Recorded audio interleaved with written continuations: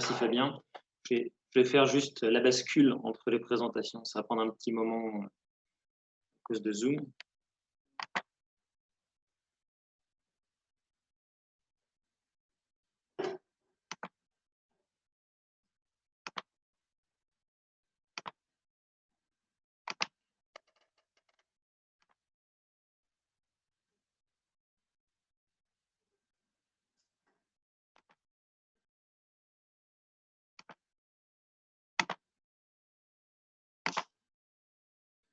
Ok.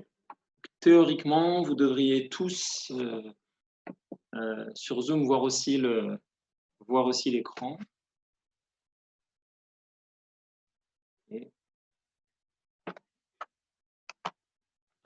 Voilà, je me disais que la vidéo bouge pas.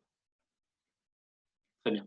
Donc, je vais vous parler de la remédiation de la conscience interoceptive par feedback.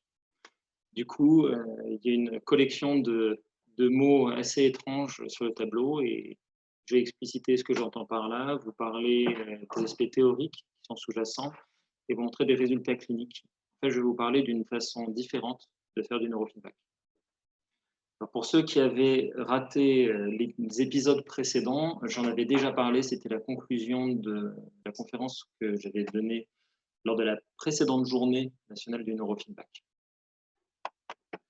Mais bon, c'est très simple, c'est une histoire de pommes. J'y reviendrai.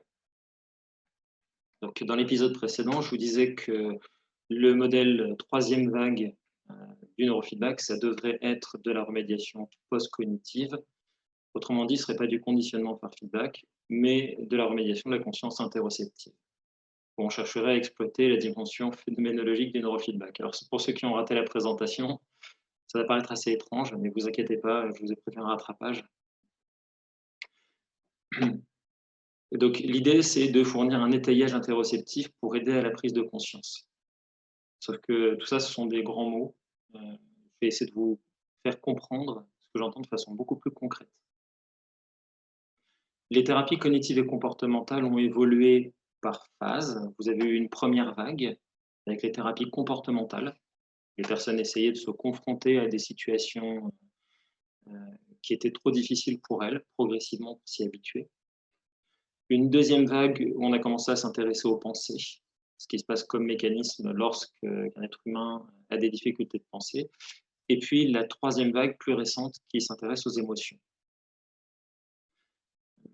Donc ça, ce sont des évolutions et les thérapies comportementales et cognitives sont en évolution perpétuelle. Ça continue à évoluer.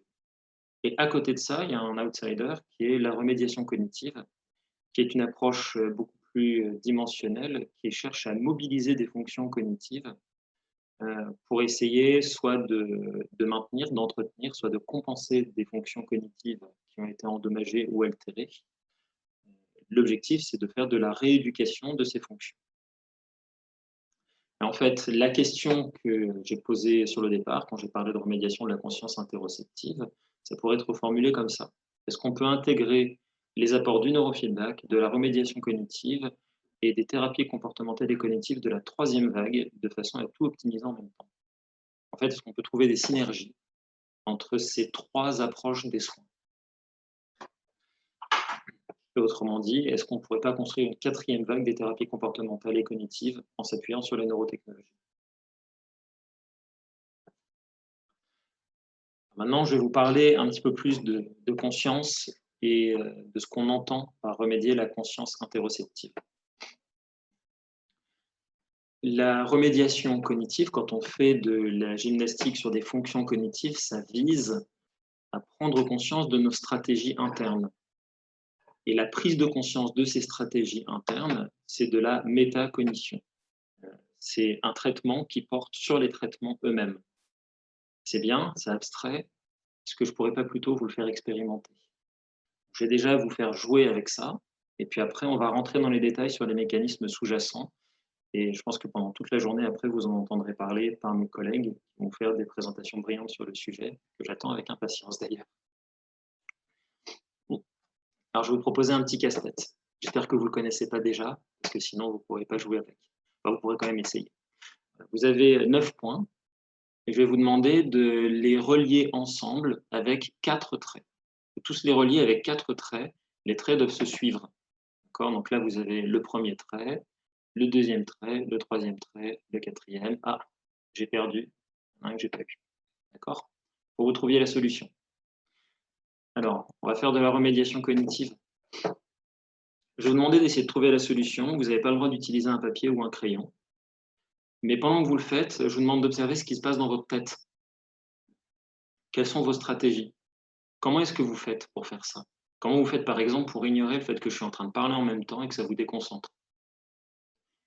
Quand vous représentez les choses, est-ce que c'est visuellement ou est-ce que c'est avec des symboles? Est-ce que vous parlez dans votre tête ou pas? Autrement dit, est-ce que vous exploitez la boucle phonologique et votre mémoire de travail? Et puis, quels sont vos états? Quand vous vous rendez compte que vous n'y arrivez pas, vous avez des ressentis, des sensations, des émotions? Si c'est le cas, vous faites comment pour les canaliser et pour les réguler? Ça paraît très simple, hein? Mais je pourrais vous laisser pendant 4 heures, seul face à ce tableau et vous pourrez, vous regarder pas le nombril, mais regarder vos cognitions et vos mécanismes internes. Et si on en discute ensemble, je pourrais vous aider à identifier ce qui se passe en vous et même peut-être vous aider à débloquer les choses. Je vous donne un indice, on en reparlera juste après, mais il va falloir penser autrement. Il faut sortir du cadre du problème. Il y a une solution. S'il y en a qui croient qu'il n'y a pas de solution perdue, il y a une vraie solution à ce problème.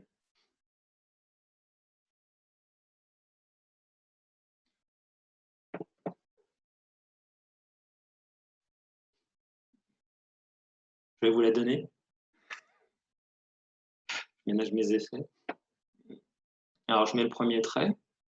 Et là, le deuxième trait, vous voyez, j'ai triché, j'ai débordé. Oh là là, le sagouin, il est débordé. Et voilà, 4 traits, j'ai tout relié. Pourquoi on ne pense pas à déborder? Je vous ai induit en erreur au départ, parce que je vous ai mis sur une fausse piste en vous montrant un problème qui était trop cadré. Donc, vous n'avez pas imaginé que c'était possible de tracer en dehors. Et après, quand vous allez essayer de résoudre le problème, vous allez cycler en boucle sur les mêmes stratégies. Si vous avez vraiment essayé de le faire pendant que je vous parlais, vous vous êtes rendu compte que dans votre esprit, vous avez évalué en boucle tout le temps la même stratégie. Vous avez pu remarquer que dans votre tête, vous refaisiez le parcours d'une solution et après vous la refaisiez en boucle, sans arrêt, ce qui est extrêmement frustrant. Ça donne vraiment l'impression que notre cerveau est stupide. Et puis des fois, on trouve. Si c'est arrivé à certains d'entre vous pendant l'exemple, il y a un moment où il y a un déclic. C'est « Ah, mais c'était ça la solution !» Ça paraît évident. Donc, vous avez probablement tous déjà entendu parler d'Archimède, qui avait été mis au défi de vérifier si une couronne était en or complètement. Et donc, il devait arriver à déterminer la matière qui composait une couronne. Et ça l'a amené à réfléchir, à trouver une solution basée sur la pesée des solides à l'intérieur de l'eau. Il était dans son bain au moment où il a trouvé la solution. Du coup, il s'est retrouvé à courir tout nu dans les rues, en hurlant « Eureka, j'ai trouvé ». Bon, l'insight, c'est ça. C'est le moment où il y a un déclic qui fait qu'on perçoit et qu'on arrive à avoir une modification de notre représentation mentale sur les choses. C'est aussi la pomme de Newton. Vous avez Newton qui réfléchit à la gravitation, qui va en faire une théorie, qui passe des semaines, des mois à se prendre la tête dessus. Puis à un moment, il va faire une sieste sous un arbre, et il y a une pomme qui lui tombe sur la tête, et ça y est, c'est l'éclair de génie, il a trouvé. Et en psychothérapie, on a la même problématique. En fait, soigner quelqu'un, c'est l'amener à sortir de ses schémas de pensée, arriver à le pousser à obtenir un déclic qui fait qu'il va fonctionner différemment. C'est le moment où il va arrêter de se piéger dans des boucles qui fonctionnent sans arrêt d'une façon redondante. Ces boucles que vous avez pu observer quand je vous ai fait faire le petit exercice. Donc, qu'est-ce que j'entends par un schéma cognitif? Ce sont des opérations mentales automatiques et intuitives. Notre cerveau, pour traiter l'information externe, a des mécanismes de traitement très organisés, de haut niveau. C'est comme ça qu'on construit des intelligences artificielles. Si jamais vous essayez de jouer aux échecs et que vous apprenez les échecs, mais ça marche aussi avec le jeu de dames, avec le jeu de Go, vous n'allez pas évaluer tous les coups possibles à chaque coup. Ce serait horrible. Donc vous allez utiliser des stratégies de plus haut niveau qui simplifient le problème, ce qui vous permet de le résoudre plus vite et de moins vous prendre la tête. Sauf qu'il y a une autre forme de pensée où là, on essaie de vraiment tout prendre en compte. Et ce qui est intéressant, c'est que c'est ce mode de pensée beaucoup plus large qui fait qu'on arrive à sortir de certaines erreurs. Donc, par exemple, les grands joueurs d'échecs se font battre maintenant par les ordinateurs parce que justement, les ordinateurs évaluent un peu plus de coûts et de possibilités. Donc, si on veut aller plus loin, des fois, il faut sortir de ces heuristiques. Et c'est très coûteux au niveau cognitif, difficile, voire même rébarbatif, ennuyeux, frustrant. Et certains d'entre vous ont vraiment fait l'effort d'essayer de résoudre le casse-tête, ça déclenche un certain nombre d'émotions assez désagréables à vivre. Et ça implique le cortex insulaire. C'est-à-dire que lorsque vous êtes concentré, que vous faites de la pensée exhaustive, analytique, et que vous allez jusqu'à avoir un déclic, ça va impliquer cette partie du cerveau. Je vais en reparler encore après, et puis je pense que d'autres en parleront. Nos schémas cognitifs, ce sont aussi des stratégies de traitement. On peut d'ailleurs les verbaliser et les nommer. C'est l'objet de la remédiation cognitive, en fait, c'est d'arriver à identifier, verbaliser, prendre conscience de la façon dont nous traitons l'information autour de nous. Donc, ces procédures permettent d'accomplir des tâches cognitives. Et en fait, quand on prend conscience de nos stratégies, on peut aussi prendre conscience qu'il en existe d'autres et en sortir. Et donc évoluer. Et donc se remettre en cause.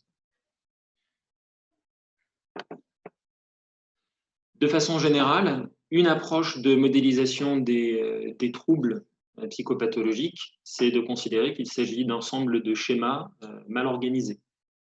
D'ailleurs, les schémas, ce sont les briques de notre personnalité.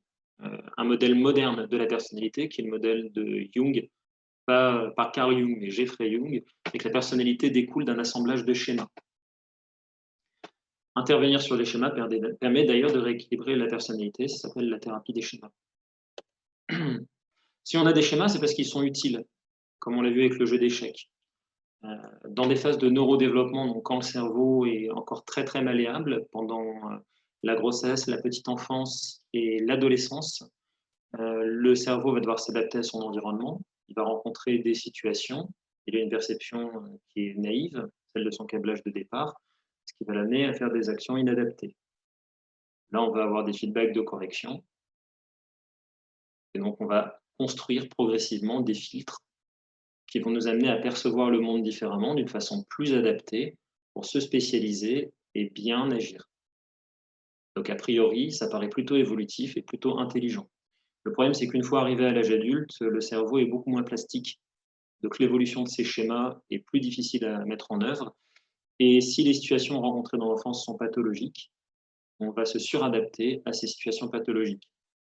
Ou si on rencontre des perturbateurs endocriniens ou des anomalies qui vont perturber le neurodéveloppement. Donc ces schémas dysfonctionnels ont un fonctionnement tautologique. On va avoir des perceptions faussées qui nous amènent à des actions faussées. Et le problème, c'est que les conséquences renforcent le schéma. Donc ce sont des systèmes où on a un feedback interne avec une perception faussée qui fait qu'on ne se remettra jamais en cause. C'est exactement le même mécanisme que tout à l'heure quand vous avez essayé de résoudre le casse-tête, si vous avez essayé de le résoudre, et que vous tourniez en boucle sur la même solution. En fait, ça ne vous permet pas d'en sortir. Il y a quelque chose qui vous manque. Quel rapport avec la conscience? Oups, excusez-moi. Il ne faut pas confondre conscience et contrôle cognitif. Quand vous avez essayé de résoudre le casse-tête tout à l'heure, vous faisiez une tâche de contrôle cognitif.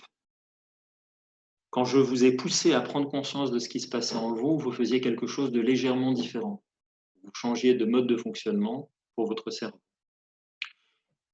Vous avez plusieurs réseaux qui s'activent à l'intérieur du cerveau, qui ont des fonctions. L'un de ces réseaux, le réseau en rouge sur l'image, c'est le réseau du contrôle cognitif, qui est impliqué dans le traitement cognitif conscient et volontaire.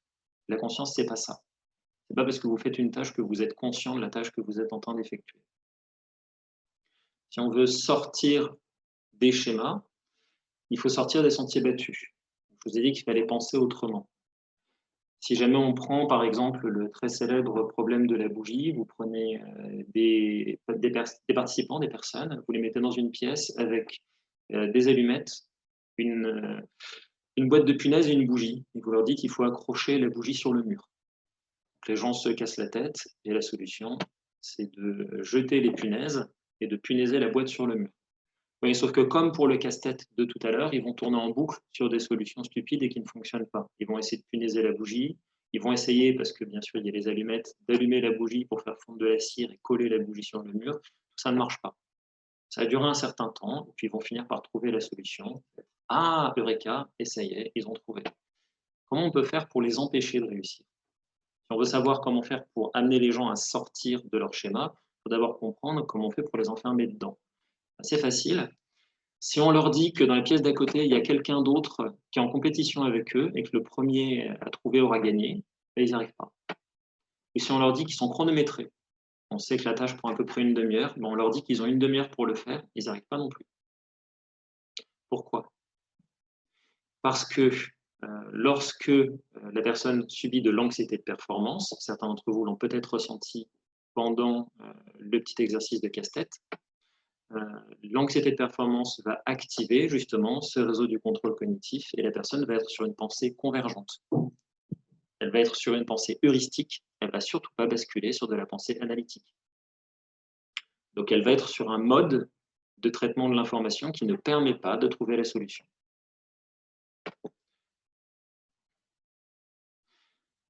Quand vous avez des opérations qui sont conscientes et explicites, vous utilisez votre traitement cognitif, mais vous allez jusqu'à un certain degré pour analyser ce qui se passe en vous. Tout à l'heure, quand je vous ai poussé à comprendre ce qui se passait en vous, à observer votre fonctionnement cognitif, la façon dont vous traitiez l'information, et à essayer d'avoir conscience de vos ressentis sensoriels et émotionnels, je vous poussais à descendre en dessous de ce seuil d'accès à la conscience pour accéder à des traitements cognitifs qui sont habituellement autonomes, implicites et automatiques. Donc, par exemple, pour faire 1 plus 1 égale 2, je vais me représenter que j'ai deux choses, et donc ça fait 2. Ça, c'est ce qui se passe dans mon cerveau à plus bas niveau. Bien sûr, moi, à mon niveau, j'ai juste à dire 1 plus 1 égale 2, je connais ça par cœur. Et si j'observe vraiment en détail, j'ai tout un ensemble de souvenirs et de pré-traitements de bas niveau. Ces traitements de haut niveau, c'est du contrôle cognitif heuristique. Les traitements de bas niveau, ce sont des traitements subconscients. On ne parle pas d'inconscient. Et je ne suis pas en train de vous parler de Freud. Je suis simplement en train de vous dire que ça n'est pas dans le champ de votre mémoire de travail et que donc habituellement, ça n'est pas représenté dans votre esprit. Et vous pouvez descendre à ce niveau-là. Alors, est-ce que c'est vrai? Je vous prends un petit exemple récent sur comment on peut fausser ces traitements de bas niveau et berner les traitements de haut niveau. C'est une petite étude très, très amusante. On vous fait donner votre avis sur des vidéos, raconter en fait, est-ce que c'est drôle, est-ce que c'est triste, etc. Mais au lieu d'entendre votre voix, vous entendez un retour dans un casque audio avec une déformation de votre voix qui a été modifiée pour qu'elle soit plus joyeuse ou plus triste. Et si on regarde justement ce qui se passe chez les gens qui ont détecté le fait que leur voix a été truquée et chez ceux qui n'ont pas détecté, il y a une différence assez notable sur leur façon de noter si jamais ce qu'ils racontaient était triste ou si c'était joyeux. Autrement dit, ils se mettent à croire qu'ils ressentent des émotions différentes.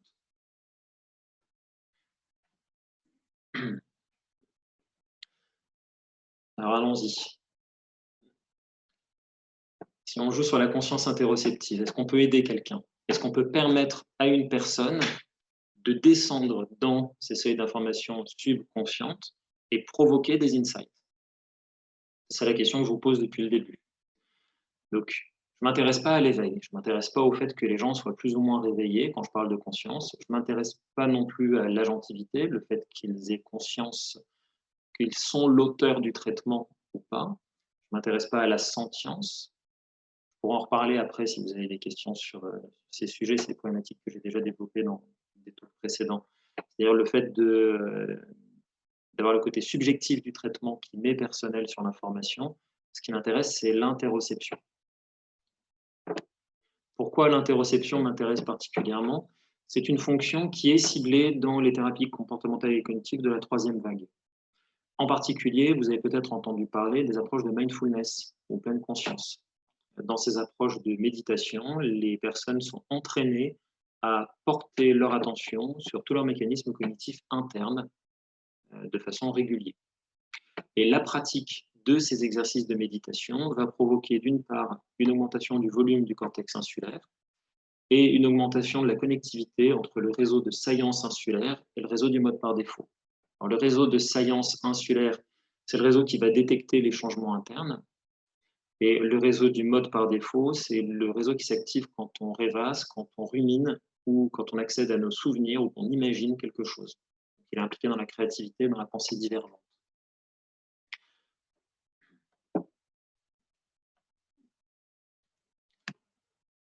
L'interoception, la conscience interoceptive. Donc la conscience interoceptive, c'est la composante sensorielle, il y a une faute de frappe, de la conscience de nos états internes. C'est un petit peu compliqué. Vous avez 5 sens, vous êtes d'accord? il y en a qui savent que c'est pas vrai. On en a beaucoup plus. Donc vous avez les 5 sens visuels et puis vous avez la gentilité qui a un sens. Vous avez aussi le sens de l'espace, le sens du temps, le sens de ce qui se passe à l'intérieur de vos viscères, qui est la viscéroception, le sens de la température de votre corps, qui est la thermoception, le sens de la douleur, qui est la nociception. Donc en fait, on a de très nombreux sens câblés, dont des sens internes, qui nous renseignent sur notre état. Et quand on parle de métacognition, en fait, on a aussi un sens des pensées. Alors ça, c'est emmerdant parce qu'on aime bien se représenter les pensées comme des choses symboliques, et en fait, on sent le fait que nos pensées sont traitées. Alors ça, cette idée de sens des pensées, c'est une idée qui est assez chère à la philosophie bouddhiste et qu'on retrouve dans les pratiques de mindfulness. Et c'est aussi une idée qui est tout à fait scientifique et qui permet de comprendre la schizophrénie. De comprendre pourquoi les patients atteints de schizophrénie croient que les pensées qui sont insérées dans leur tête ne sont pas leurs pensées. C'est parce qu'ils n'ont pas ce sens. Autrement dit, ils ne reçoivent pas l'information du fait qu'une pensée est en train de se déclencher dans leur esprit. Donc quand elle survient, ils sont surpris. Et c'est marrant parce que quand on étudie le sens des pensées chez les schizophrènes, on a à nouveau une activation du cortex insulaire. Alors quel lien avec nos émotions? Alors, je vous ai parlé d'anxiété de performance. Alors, on parlera aujourd'hui, je crois qu'il y a des talks qui vont parler de cognition incarnée. Il y a tout de même un lien assez franc entre nos traitements émotionnels et nos traitements cognitifs. Si jamais je ressens de l'anxiété de performance, ça va stimuler mon système nerveux autonome et en particulier le système orthosympathique qui va augmenter mon degré d'éveil, ce qui va faciliter ma concentration. Je vais basculer sur un mode de contrôle cognitif qui est convergent. Ça va accélérer mes traitements, c'est-à-dire que je vais penser plus vite et je vais mieux filtrer les informations externes. Donc mon inhibition attentionnelle est favorisée. Je suis en train de vous parler d'une émotion, mais cette émotion altère sévèrement le fonctionnement de mes mécanismes cognitifs.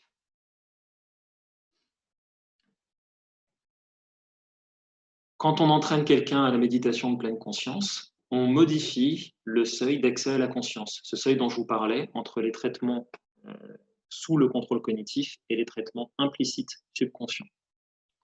Quand on va les modifier, on va augmenter la conscience corporelle. Et l'augmentation de la conscience corporelle et des mécanismes émotionnels va avoir un impact sur la régulation des émotions, mais aussi sur le contrôle cognitif.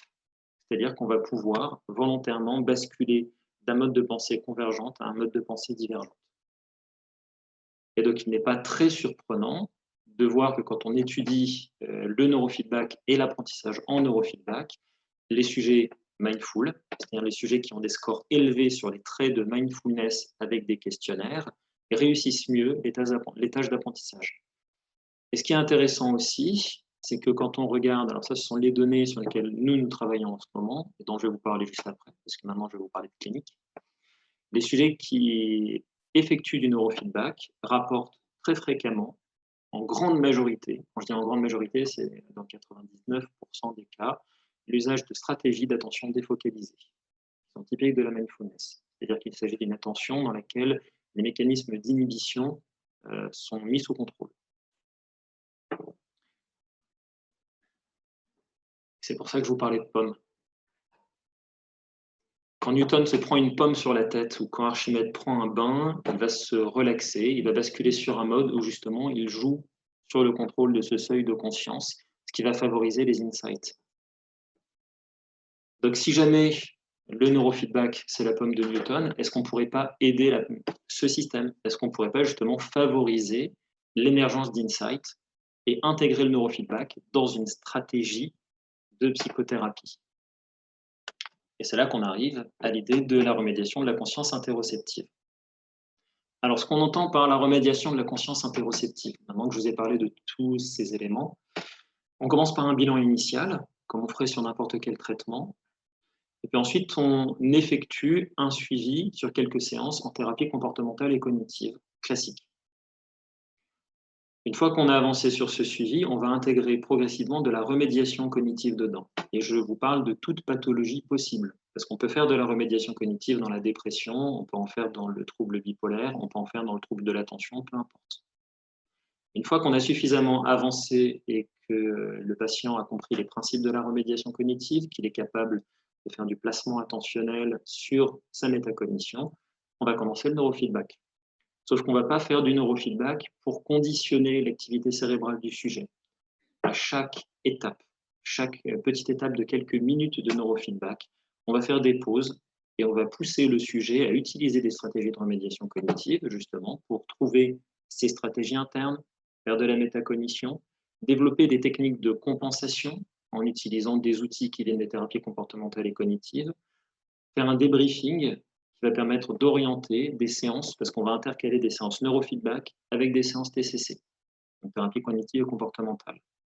Et puis mettre en place, par la suite, progressivement, des transferts, des stratégies qui sont mises en place en neurofeedback, avec une intégration dans le quotidien, de façon à ce que la personne change son comportement. Donc là, le neurofeedback devient un outil qui est complètement intégré dans l'approche des thérapies comportementales et cognitives.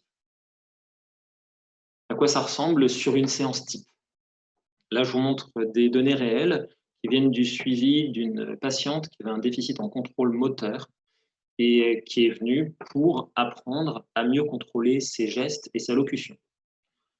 Donc, sur une séance de neurofeedback, on essaye d'atteindre un succès, c'est-à-dire d'être au-delà de la barre de 50%. Elle était tout le temps en succès. Et nous, ce qui nous intéresse, c'est les variations. Ce que vous avez là, ça dure à peu près 18 minutes, hein, pas plus. C'est très bref. Des petites séances, on a 1 minute de neurofeedback intercalée avec des pauses où on discute. À l'étape 1, le sujet rapporte qu'il a utilisé une stratégie de respiration et de concentration. D'accord. Par concentration, c'est de l'inhibition attentionnelle, ce qu'on entend, et du maintien de la mémoire de travail. Les résultats sont bien, mais pas top. À la deuxième étape, le sujet rapporte de l'anxiété de performance. C'est un sujet qui essaye de faire de son mieux, qui veut réussir. Et donc, l'anxiété de performance, ça fait quoi? Si vous avez bien retenu votre leçon, ça va augmenter l'inhibition, ça va inhiber les pensées divergentes, inhiber les capacités justement à avoir une pensée analytique ouverte. Donc le sujet ne risque pas d'avoir d'insight ou de s'améliorer avec ce mode de fonctionnement. Donc on va l'amener à essayer de canaliser ça. Comme pour elle, l'anxiété de performance se manifeste surtout par des pensées. Sur la tâche suivante, on demande spécifiquement au sujet de faire de la mindfulness sur les pensées. C'est-à-dire qu'il est guidé par le praticien qui lui fait faire de la mindfulness sur les pensées en même temps que le neurofeedback. Et là, on a une augmentation des performances du sujet. Pourtant, c'est une double tâche. Autrement dit, c'est plus difficile pour lui. Il aurait dû se planter au neurofeedback. Après cette amélioration, ça reste stable pendant un certain temps. Et là, on voit apparaître, c'est la zone 4, une chute des performances. Et là, le sujet rapporte des problèmes de déconcentration avec des mouvements impulsifs qui correspondent aux troubles qui visaient à être traités. Et donc là, on stoppe le neurofeedback et on met en place une compensation. La personne fait de la relaxation progressive de Jacobson. Et elle refait la tâche, et à nouveau, ses performances augmentent. Vous voyez un aller-retour entre le neurofeedback et des techniques qui viennent de thérapie comportementale et cognitive. Juste après ça, on termine la séance par un débriefing. On va parler d'anxiété de performance, on parle des pensées automatiques qui ont survenu, et on utilise un outil qui vient des thérapies cognitives qui s'appelle la restructuration cognitive. Et on est allé désactiver les croyances du sujet qui déclenchaient l'anxiété de performance. On a pu faire une psychoéducation, c'est-à-dire une explication sur les fonctionnements internes qui va améliorer les capacités d'insight du sujet sur l'attention défocalisée, la respiration vagale et la relaxation progressive de Jacobson. Je tiens à préciser que le sujet qui a fait cette séance n'avait jamais fait de relaxation, n'avait jamais fait de méditation en pleine conscience et ne contrôlait pas son système respiratoire, ne comprenait pas ce que c'était qu'une respiration vagalisante, c'est-à-dire une respiration déclenchant le système parasympathique. Et qu'en théorie, si j'avais suivi un protocole TCC classique, il aurait fallu au moins 3 séances pour lui faire apprendre ça, plus les entraînements à domicile. Donc sur la séance, en 45 minutes, le sujet a fait 3 semaines de TCC. Sur le suivi en neurofeedback, on va commencer à avoir un suivi avec des performances qui peuvent augmenter progressivement. Donc là, ce sont des données réelles qui proviennent d'un sujet. On a fait un ratio entre la performance maximum obtenue en séance et la performance en début de séance. Donc sur la phase initiale, on voit que le sujet est en apprentissage. Progressivement, il devient meilleur. Ses performances augmentent. Très bien. Donc, c'est à ce moment-là qu'arrive ce qui, généralement, n'est pas fait dans le domaine du neurofeedback, et c'est très dommage. On introduit des séances avec des tâches de transfert. Et vous voyez ces performances. Et c'est normal. Parce qu'en fait, on pousse le sujet à aller se confronter à ce qui est dur pour lui. C'est-à-dire qu'on va lui faire des tâches qu'il est incapable de faire en dehors du neurofeedback. Sauf qu'il le fait en plus du neurofeedback. C'est extrêmement difficile. Mais c'est à ce moment-là qu'on voit des améliorations comportementales. C'est-à-dire qu'en fait, ce sont les tâches de transfert en question qui amènent des changements. J'ai quelques résultats préliminaires à vous présenter. Malheureusement, à l'Institut, on n'a pas encore suffisamment de sujets qui effectuent du neurofeedback. Donc, sur les 11 sujets qui ont fait un protocole de remédiation de la conscience interoceptive suffisamment longtemps, ils ont tous rapporté une utilité.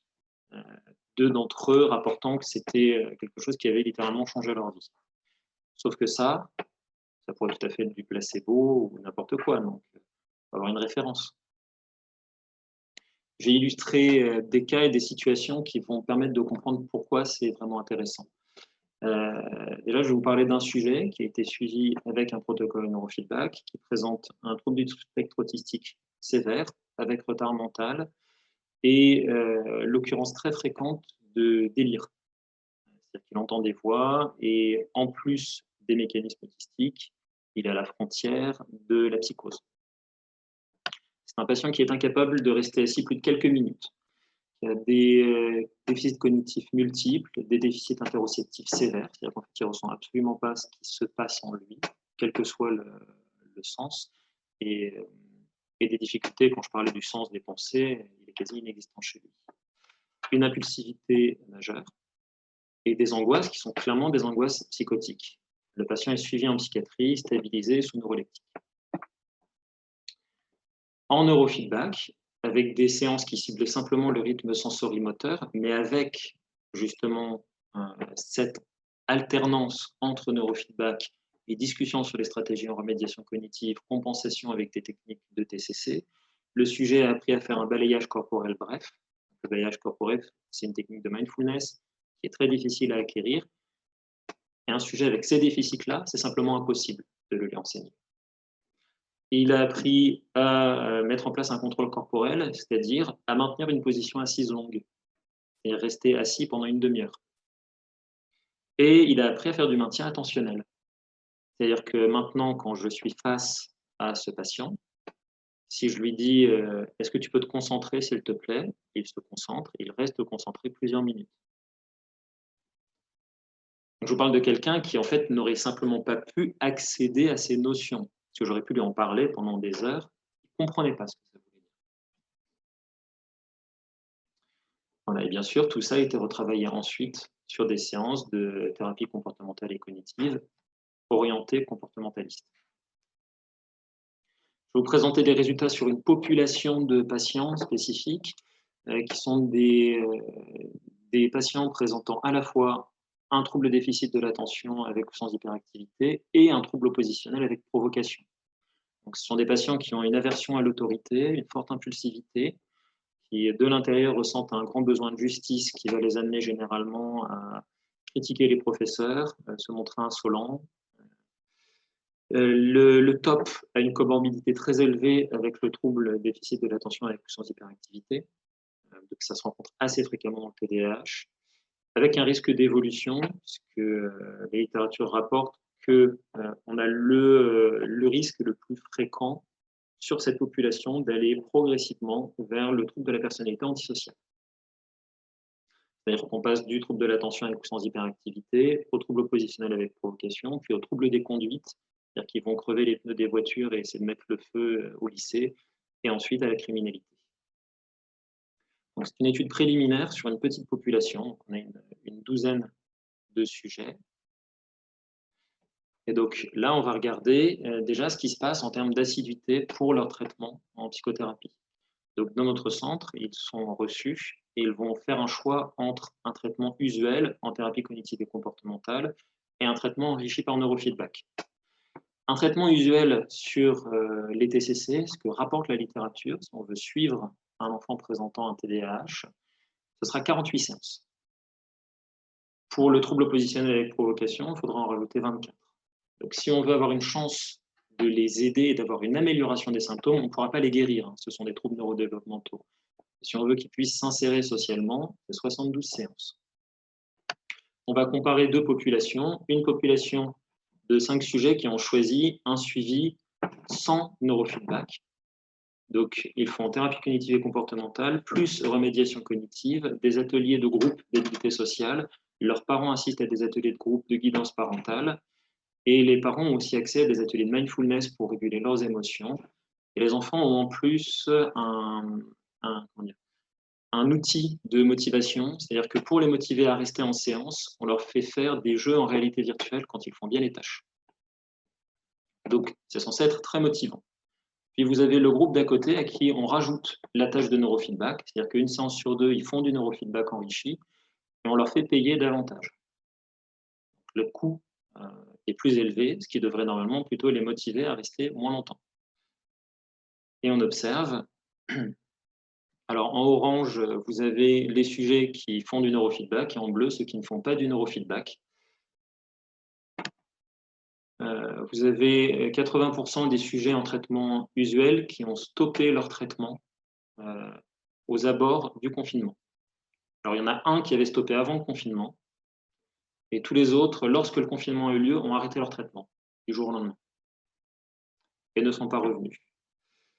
Et actuellement, ils ont tous arrêté. C'est-à-dire qu'il y en a un qui a continué un petit peu et puis ça s'est fini. C'est-à-dire que juste après le confinement, il a arrêté.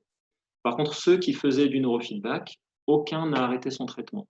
Et il s'est passé un phénomène assez fascinant. Tous ceux qui faisaient du neurofeedback ont demandé à continuer et ont fait des séances de remédiation cognitive en visioconférence. Donc, ils ne faisaient plus de neurofeedback, mais ils ont passé, pour des raisons sanitaires, on ne pouvait pas les accueillir, ils ont passé 1 mois et demi à faire du neurofeedback en visioconférence, ce que les autres ont refusé de faire. Et la personne qui est ici, c'est une nouvelle patiente qui vient d'arriver.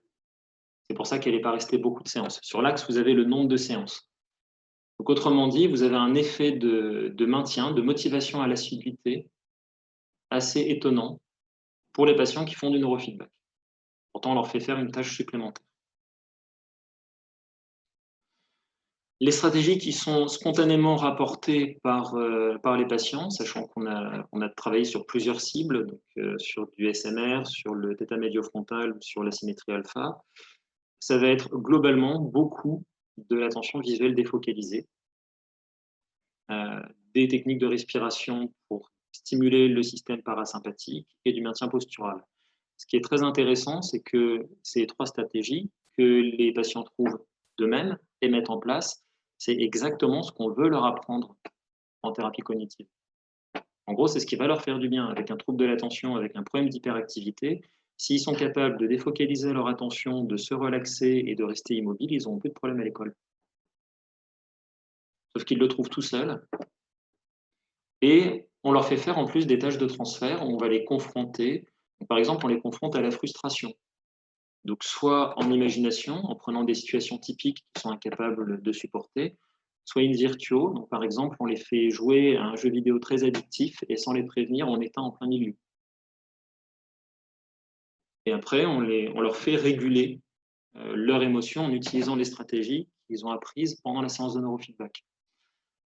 Ou alors in vivo, c'est-à-dire qu'à l'école, on va leur demander d'aller se confronter, ou à la maison, d'aller se confronter avec les personnes qui leur posent problème. Parce que des fois, ça peut être avec un de leurs parents.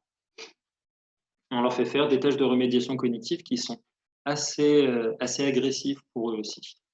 Donc, ils les mettent en surcharge cognitive.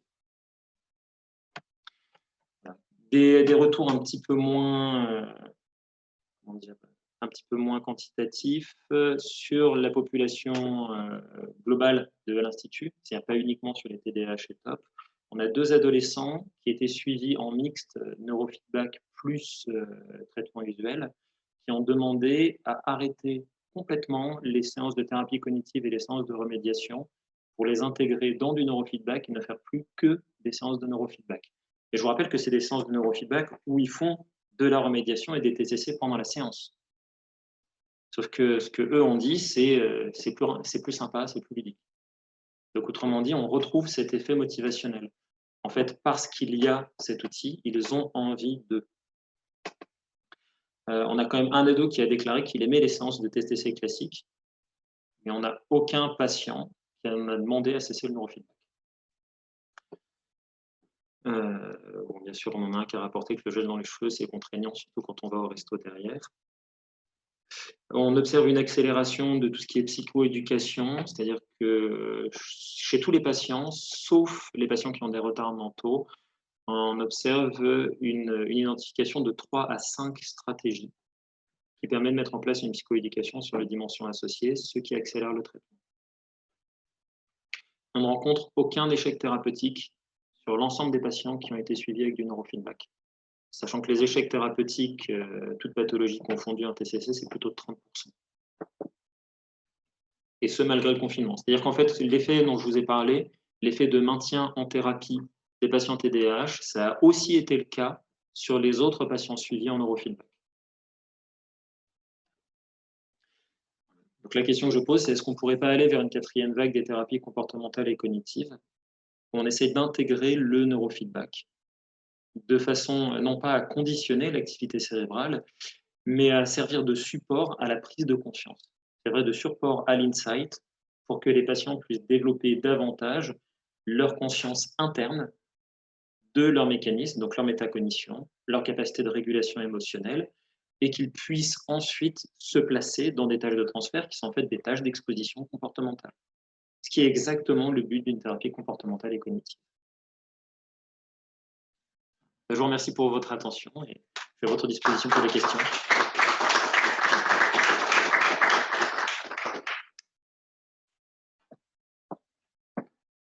Merci beaucoup, François.